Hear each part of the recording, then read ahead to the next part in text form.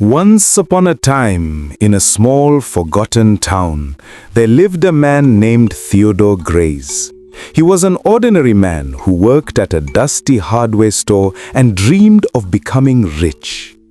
But no matter how hard he worked, his life stayed the same, dull and poor. The more he dreamed, the more desperate he became. One dark evening, as the sun disappeared behind the hills, Theodore found an old abandoned cabin on the edge of town. The place was covered in vines and smelled of rot. People in town often whispered that the cabin was cursed, that a ghostly figure lived there and could grant anyone great riches, but at a terrible cost. Desperate and blinded by greed, Theodore pushed open the creaking door and stepped inside. The air was thick and cold. A single candle burned in the middle of the room, and beside it sat a man wrapped in shadows, reading from a huge ancient book. His eyes glowed faintly in the dark. "Welcome, Theodore," the man said in a deep, echoing voice. "You have come seeking riches." Theodore's heart pounded. "Yes, I'll do anything to be rich, anything."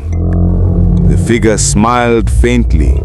"Riches can be yours," he said, "but everything comes with a price. You must give me your soul." Theodore froze. For a moment he thought about what that meant, but his greed was stronger than his fear. "What's a soul compared to a life of wealth?" he said. "I accept." The figure slid the book toward him. "Then sign your name." With shaking hands, Theodore took the quill and wrote his name. The moment he finished, a freezing chill ran through his body. Then, suddenly, gold coins began to pour out of the darkness, piling up around his feet. His eyes widened in amazement. He ran home, pockets full of gold. Over the next few weeks, his life changed completely.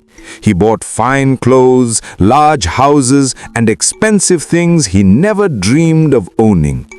Everyone in town envied him. But deep inside, he felt a strange unease, a feeling that someone or something was always watching him. At night, Theodore began to hear whispers. His gold coins made soft crying sounds, as if they were alive. Shadows moved along his walls, whispering in voices he couldn't understand. He stopped sleeping, and fear began to eat away at him. Friends avoided him, saying there was something dark about his eyes. His wealth brought him nothing but loneliness. One stormy night, unable to bear it anymore, Theodore went back to the cabin. The same man was waiting for him, his smile sharp and cold. "You've returned. Did you enjoy your riches?" "They're cursed," he cried. "I can't live like this. Please, I want my soul back."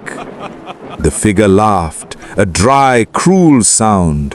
"A soul once given cannot be returned, unless you are willing to pay an even greater price." "What price?" Theodore begged. "I'll do anything."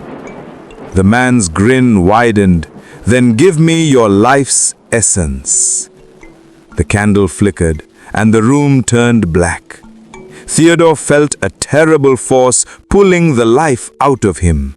His body grew cold, his breath stopped, and all his memories, his laughter, his love, his humanity faded into darkness. When the light returned, Theodore was gone. Only a lifeless shell remained, his empty eyes staring into nothing.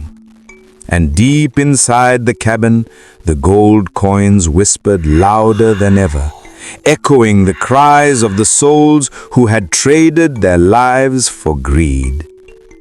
To this day, people in the town still tell the story of Theodore Grays, the man who sold his soul for gold.